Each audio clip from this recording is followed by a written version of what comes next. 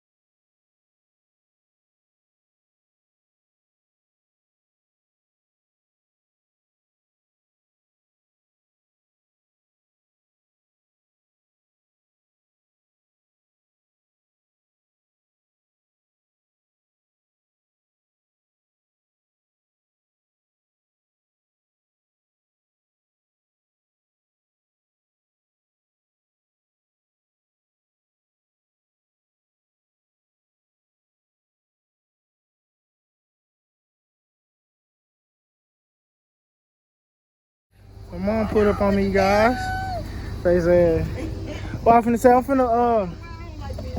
get the video. This sun has been killing my fucking iPhone, and it's been causing me not to, you know, record as much. But I'm gonna always keep y'all updated as much as possible. So I took off all the bolts, which was, like I said, 1, 2, 3, 4, 5, 6, 7, 8, 9, 10, and I finally got that little clip off at the back. This is what it is. Basically I did what the guy told me to do, and man, it gets a little bad, but it's still gonna do its job. But I wedged 2 flathead screwdrivers in between it, and man, went ahead and pulled it on off. And also too, you have to not disassemble, but just take like 4. I want to say like it's like 4 bolts. 1, 2, 3, 4. So it's 4 of them, and then you pull it off of the cooling part of the goddamn intake manifold. So now I'm about to put everything back, bolt the lower intake manifold up. I'm finna go ahead and change my spark plugs while I'm at it, because I'm gonna go ahead and do that while I got this I got all this stuff undid already.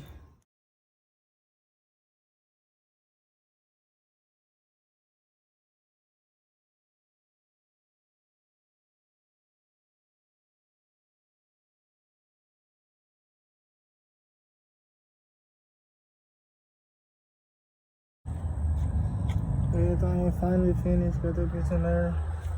Oh, it sounded a little deeper and a little louder because it's sucking in much air. That shit.